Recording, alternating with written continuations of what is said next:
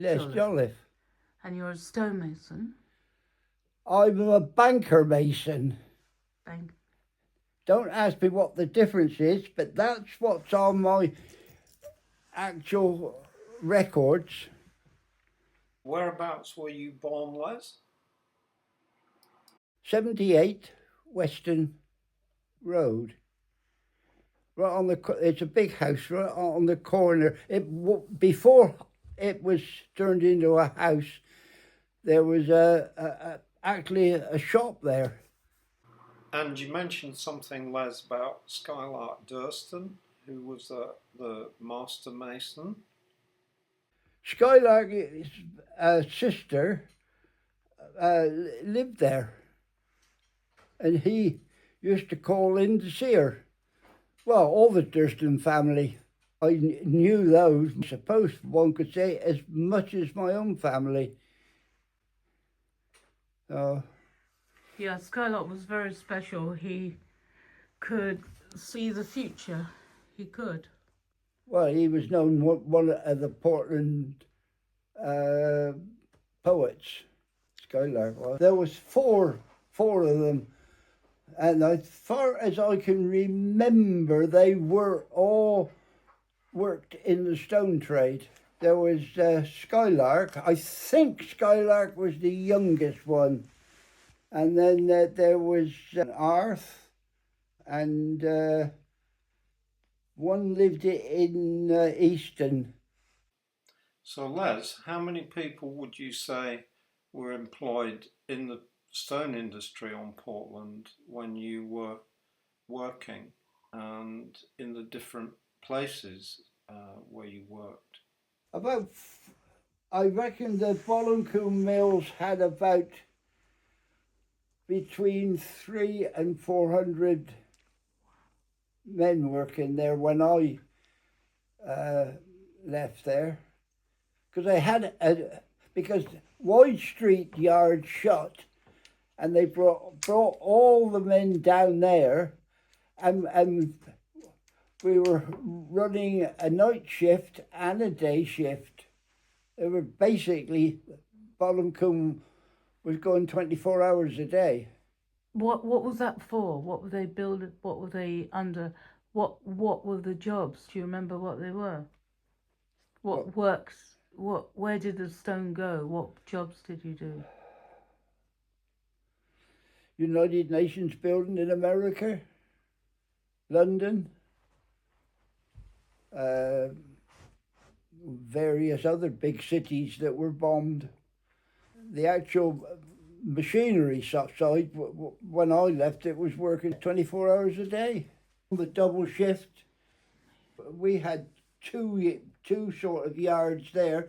That there was the main bottom yard, and there was the smaller one that was by the side of it, shall I say.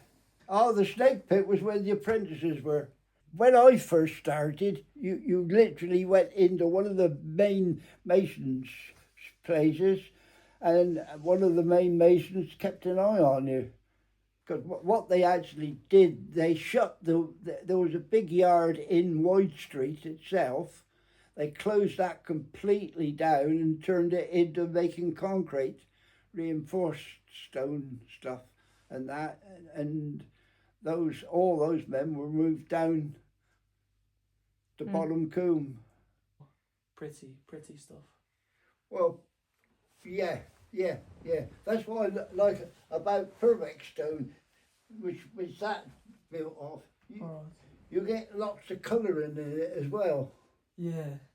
So, you get that with Portland sometimes in the sort of about 8 o'clock when the sun's starting to come down on the water, it hits it and it goes that sort of lilac-y colour. It's white and then it has a bit of a shimmer to it in the twilight.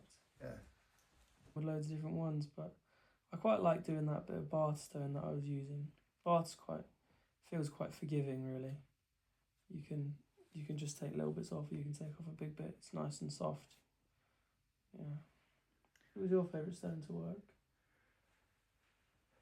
Well, I've only ever worked with Portland stone, and I've worked a little bit with Purbeck for building, but for actual cutting stone and that, I've only ever worked with Portland.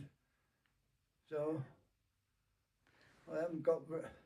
I suppose one could say that is my favourite. Yeah. Yeah. Seeing it's the only one. Yeah. Standing on Portland all the time. When I first started, yes. Yeah. There was nothing to have the mason shops actually singing while they were working. All Yeah. the same song, Yeah. like sailors. Yeah. Very often it was a hymn of some sort. But it was something that had a rhythm that would go with you. All singing together. Well, don't say they were all singing. I Yeah. didn't used to sing very much because I could. Didn't have a voice for it. I was never very much good at singing. Who had the nicest voice in the workshop? Was there one chap who had the nicest voice? I suppose there was. Yeah. There was.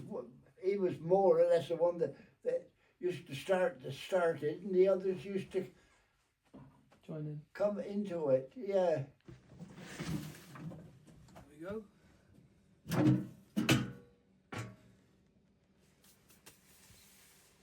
That's an old army ammunition box. All right. So And Bath and Portland bought up a load of those. That's the one I used to use on a machine. That's the Fisher there. Look at it. oh, right. You feel the difference in them.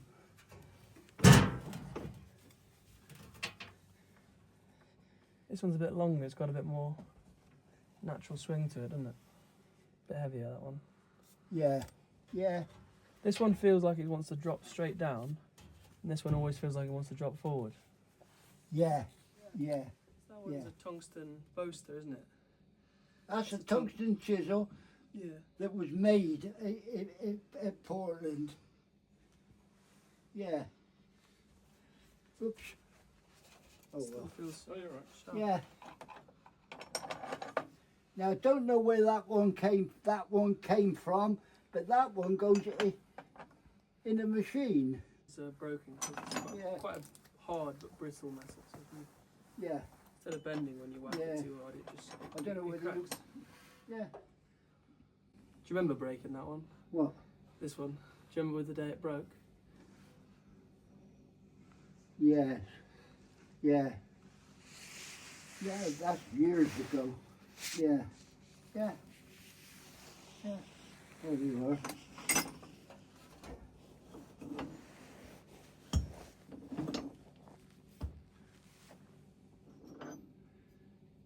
Is that the punch? As a coping punch for you got a piece of stone you want to cut in half. Oh, right, in the quarry. Yeah, that's no good as a Right. yeah. So that's the sort you set into a hole and drive it in. Yeah. A whole, you get a whole row of them. There's like about a- 6 or 7 of those in there somewhere. Right. Coping punches. Right. Yeah. So would you do that in the workshop as well as the quarry then? Split blocks? Oh yeah, so yeah. You had a big stone. That's how you would.